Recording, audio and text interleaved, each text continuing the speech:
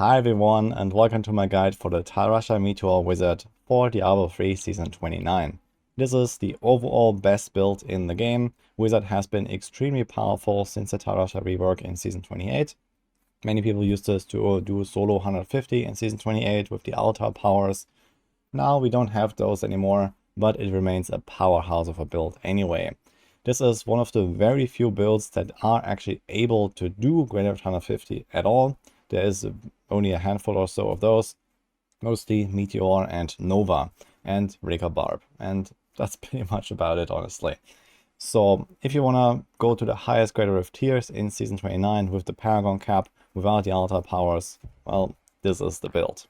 It also works really well for farming. It just is a nice all-rounder that you can use in any content, and you can also play it in groups even if you want to have some high tier group gameplay as well. It works for Equine Nightmares, Bounties, T16, everything you want to do. So I'm going to walk you through this. In this video I'm going to explain the main mechanics, the skills, the stat rolls, and everything else you need to know to be able to play this build effectively. So let's jump right in. We have the D3 panel here. I went through this and updated it for Season 29. If you have played Season 28, there were like a lot of different setups. There was also a cold and arcane version and all that. And in Season 29, I've consolidated those setups a little bit more. It's mostly based around Cold Meteor now.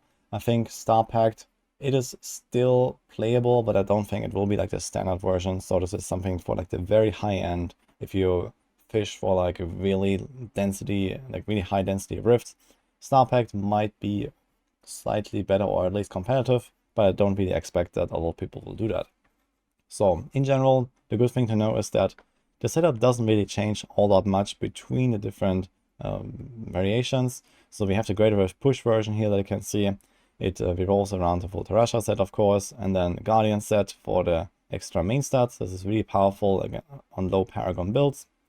And then a few other like main multipliers for Meteor, namely the double staff combo, the Grand Vizier and Smoldering Core.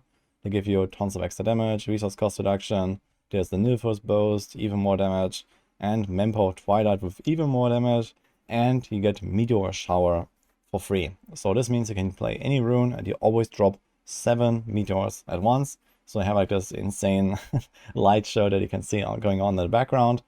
And on top of this, you get those random meteors from the Tal Rasha 2-piece bonus, where whenever you're hit with a different element, you also drop other meteors. Now, those automatic meteors are not really so impactful. It's mostly coming from your own attacks, but they do look flavorful and they can also apply some other effects. For example, the cold and the chill effect from the cold meteor, and maybe even like the burn for conflagration passive and these kind of things. For the most part, they're mostly fluff though. However, what you need to know is for the Tal Rasha set to work, you need to use 4 different elements on your skill bar, or else you don't get the full bonus. So you get 1 bonus stacking up to 4 times for each different element. Typically, you have Storm Armor giving the lightning, and then you have the Cold Meteor giving the cold, and then you have something like either the Teleport for Arcane, this can be the Black Hole as well, so you can swap this rune around sometimes, or you have the Familiar for Fire. So this is kind of the standard setup here. The Familiar will just automatically trigger the fire whenever you attack, so you don't have to think about it. Same with the Storm Armor, you activate it once, and you just have to press your Teleport once, for example, for the Arcane stack, but you're going to do that regularly anyway, and then you get your cold stacks from Meteor. And as soon as you have 4 stacks, you will always refresh them whenever you trigger any of those meteors. So the timer, as you can see here on the buff bar right now, those are the Tal Rasha stacks on the bottom. They're always full, basically. It always has like this full 8 seconds timer or something like that, so that it doesn't run out even if you just press 1 button over and over. So this is very neat about it. This is how the core setup works, and then come a few other important pieces, especially the Halo of Carini that can give you up to 80% damage reduction when you have Storm Armor active. So this is why you use Storm Armor most importantly. Now the thing is that Halo of Carini is a very difficult item to roll because it has a range of 60 to 80% on its damage reduction affix. And if you have a 60% roll and compare this to an 80% roll, you literally take double the damage. It's like not having a unity in your setup. So you have to make sure that when you get a Halo of Carini, it is as close as possible to 80%. This is by far the most important stat on this item. So the easiest way to do this is to just make it a primal from the cube recipe 11. You can get a guaranteed primal, but most people will do that with their weapon. However, if you have a good weapon, this is a nice choice.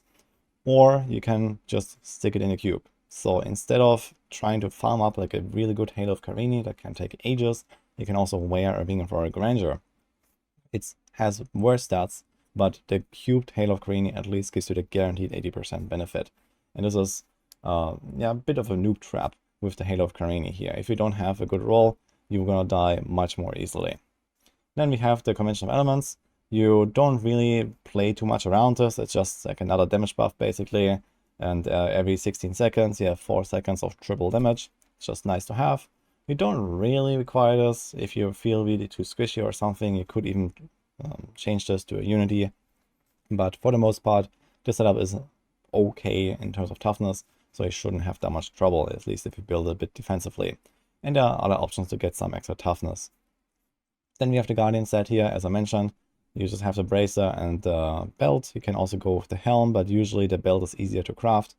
And like this, you get tons of extra stats. With the Paragon cap at 800 in Season 29, this is a really impactful set. This gives you something like plus 70% damage and more than double toughness. And usually you would run Orgild's bracer and Orgild's shoulder and then the Squirt's necklace. That is still an option if you want to be an absolute glass cannon and have a bit more damage. But as I mentioned, the Guardian set is just so impactful on these low Paragon levels. So this is really only something for like the absolute blasters on the very high end. And even then, it's gonna be really, really rough. So just go with this setup. It's gonna be tanky enough. You don't have to worry about the Squirt's necklace dropping. You don't have to worry about being super squishy. And it just works. For the remaining pieces here, we have a few passives. So you mostly go for a bit of a combo of damage and defense. We have Power Hungry, so you're usually far away from enemies. This also synergizes, for example, with the Zay Stone of Vengeance here, so you want to stay far away for the extra damage. But you can also swap this around. You can even do Audacity passive to go more in melee range, at least under certain circumstances. That is not so bad. You can even have both of them. Then we have the Bane of the Trapped here, just like extra damage. And we have the Bane of the Stricken that you need for defeating the Rift Guardian, at least in a solo push, and also in group push, depending on if you have a Rift Guardian killer or not. You want to use this gem. Otherwise, it can be a Bane of the Powerful, or even a defensive gem like Molten Wildebeest or Esoteric if you really want. Doesn't really matter all too much, but yeah, those two gems here are usually a given. And then the third one is a bit of a, a Joker piece here. Then we have the Blur passive, the more damage reduction, Elemental Exposure, because we have 4 different elements. We have extra damage there, and Galvanizing Ward. You can play without Galvanizing Ward. This was usually used for the Squirt's necklace so that you can protect it with the shield. But it will also just trigger randomly sometimes here and there. But there are some other options here to get either a bit more damage or a bit more damage reduction.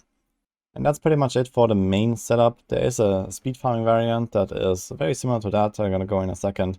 And then there's also the Greater Rift 90 variant that you can see here right now. So what is so special about this one? Well, it's extremely fast. And it runs the Lightning Meteor, which is even faster because it doesn't have a delay before the meteors come down. So you can just blast through those 90s and everything just melts instantly to speed this up as much as possible. And the thing is that in Season 29 with the Paragon cap, Greater Rift 90 farming is going to be a pretty major part of your strategy to gear up your character. Greater Rift 90 is where you have the so-called loot cap. So you want to try to rush through those rifts as fast as possible because farming Paragons on the higher tiers is not really required, not really a thing in Season 29. And instead we have this setup here. I played this already in Season 28 and it was superb. And it's one of the best ways for a wizard to do those Greater Rift 90 runs. So let's go into that setup and I'll also show you what this is about. So you see this works a little bit differently here. We have the Orgils and the Guardian set here. And we also don't have the Halo of Carini anymore. Instead, we use the Lightning Meteor, no Storm Armor. We have Energy Armor, Force Armor. Now, technically, this is lower damage reduction in total than a Halo of Carini. We have the Unity here to make up for that a little bit, and the Force Armor itself also protects you. But it is consistent. Because one thing I noticed when I played this setup is that, yeah, the Halo of Carini does like to drop in those kind of runs. When you just go really fast and everything just melts instantly, there's sometimes no target, and the Halo of Carini needs a target to hit something at a certain distance to actually give it that damage reduction. And here, this is not a problem now. Another major change is also that we run with the Ella Walker. So usually Tal Rasha set already slowly resets your teleport cooldown. That is on the 4-piece bonus. So whenever a meteor drops, you get -1 second on teleport. But for these creative 90s, this is not enough. So instead, I dropped the Smoldering Core, which is like the stacking meteor damage stuff. And we go Ella Walker plus Often. And we cube the Grand Vizier. So like this, you can actually teleport whenever you want, but it does cost resources. So this is a pretty resource hungry setup. And for this, you're gonna go with lots of resource cost reduction. Topaz, resource rolls, wherever you can. And once you have a few of those and some arcane power on crit, you can see it's just fine. So here, this is like a not even fully optimized setup, and you can teleport around, and you don't have to hit anything. You don't have to reset your teleport cooldown. You can just go ham. And in some cases even, you can see this here, when you teleport and a meteor drops, it actually resets this like tiny half-second cooldown the teleport has, even with Ella Walker, and you can do it in a triple teleport or quadruple teleport like that, and go even faster through those runs. So it's a really nice one button, fast creative 90 setup that I would definitely recommend to switch to if you do those runs. There's a few other tweaks here in the setup. So we have like the Frost Nova, Frozen Mist. This can give you the cold stack, because now we have the Lightning Meteor. There's the familiar Arcanaut, which gives you the Arcane and also Arcane Power region, which is very important here. And then we have Teleport Wormhole, so they can do 2 teleports for the price of 1. And there's one random fire skill you put on a bar. You just press Magic Missile once at the start to get that Tal Rasha stack, and then forget about it. So that's basically the setup. And you also go with a lot more shields. Dominance is very powerful in these speedruns because you constantly refresh that shield. Then you combine this with Galvanizing Ward and a Squirt's Necklace here. So there's no COE cycle, and you just blast through those rifts. There's also a T16 variant of the setup. This is also pretty nice in T16, and you can go even faster in there because it did even less damage. So if you compare this here, that's the fast GR setup, and then the T16 setup also has the Ella Walker, and you get in the Cosmic Strand. So Cosmic Strand gives you the Teleport Wormhole rune, and like this you can run Teleport Calamity again to get the Arcane stack.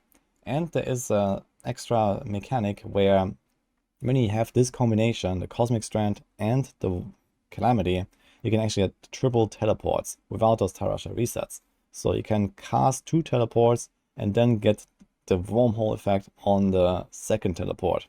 So it is a quite resource hungry setup, but you go even faster because you can do even more teleports. And then whenever Tal Rasha drops Meteor, you can reset it, and they just like teleport, like chain teleport all around, almost like a monk dashing around. So that is really nice. And then you can also give out a bit more damage here for some utility and speed choices. So I have stuff like what's like in arm guards, etc. in the setup here. And you can just blast through T16. So this is not really a high requirement for this build. And lastly, here's also an Echoing Nightmare setup. So if you want to farm your augments, here's a way to do that. And the regulars, the high speed GR setup where you want to maybe level your augments or your main gems a little bit, is very similar to the Greater Push. So as I mentioned earlier, you mostly need this Bane of Stricken in pushing, and then in speed farming this can be replaced with Bane of Powerful, and that's almost about it for what you change in the setup here. So I changed the passive for more cooldown. You have the Topaz, the Diamond for more cooldown, and this is basically about it here. So usually you solve your resources with just a Magic Weapon Conduit, so you don't need like any resource cost reduction in the push scenario or in this like double staff setup. So this Magic Weapon effect just restores your arcane power all the time. You may struggle a little bit on the boss, but usually it's not really bad unless you just throw your meteors into nowhere, and the arcane power will come back easily. I know a lot of people might ask why this shoulder here, the Pauldrons of the Skeleton King. This has no real impact on this build. It just gives you like a, I think 25% chance to not die when you would. So it has like a chance to cheat death. However, there is simply no shoulder in this game that does anything. So this is just the choice that you have. So this comes from Act 1 bounties. But if you don't farm enough Act 1 bounties to get a really good shoulder here, you can just use any shoulder that has a good roll. You can even try to craft like an Augural shoulder or something like that, and then just use that, because it doesn't really have so much of an impact. In terms of stat rolls in your items, you don't really want anything out of the ordinary, so you go for the typical crit chance, crit damage wherever you can, so amulet, rings, gloves, etc. And you have your elemental damage type, so in most cases that will be cold on the amulet and the bracer, or for example for the speed setups, lightning. And then everything else is mostly just int, vitality, especially with the Guardian set. Those stats are actually pretty good in Season 29. You can have some area damage, you can have some attack speed. You should maybe stay away from the damage range rolls on the rings, at least with the staff setups, because the staffs have so much damage per hit that it's not really very impactful. And other than that, maybe some cooldown for speed farming, maybe some resources for some of those like fast versions here. You see there's a bunch of resource rolls, so this definitely helps to make this a lot more smooth. And this is also about it for the rolls that you need. The rest is just like, yeah, wherever you can, get some armor, maybe get some all-res, etc. And for the Season 29 Paragon distribution, there's not really that much special here as well. So the way that I did this is that I put everything into movement speed in core, then everything into attack speed on offense. You don't really have to go for attack speed. You can also do like a combination of crit chance and crit damage. So this would be like the other way to play this, where maybe you feel like you're running out of resources too much. But I think that attack speed is probably going to be a bit better because it also helps to just smooth out the playstyle. You have like this staff equipped, it's very slow. And also you get more benefit stricken stacks on the boss, so the boss melts a bit faster. But yeah, you can always fine-tune this to your liking a little bit. On the defensive Paragons, you want to do some combination of life and armor. The all-res is not really good, and life per second, yeah, you can heal other ways. For example, here I have the Templar in a push. Templar is a really nice follower. I also have this set up here. And otherwise, you can even have like a life per hit roll or so, maybe on a weapon or on the bracer. That can also help you to just like stay alive, and you don't need to go for those regeneration stats here. All-res, being a wizard, you have lots of it. It's not really great. So you mostly go for life and armor there. And then, yeah, 200% area damage. That is pretty massive. So for any kind of push build, it's going to be insane. And also here we have the 200% area damage. In other setups, this can be swapped around a little bit. So you can see this here, for example, in the speed GRs. Maybe you can go for the crit damage more than the attack speed because you already attack pretty fast with the one-hander. And you're just going to run out of resources. And you also don't need to go for like full area damage here. You can get a bit of globe radius, you can get a bit of resource cost reduction. But yeah, for the most part, nothing really changes here. So just swap around a few points if you want to, or you just stick to the crit rolls anyway all the time. It should end up being pretty similar damage output overall anyway. And that also concludes this guide here. So hope you enjoyed this. I wish you good luck in Season 29 with the Tal Rasha Wizard.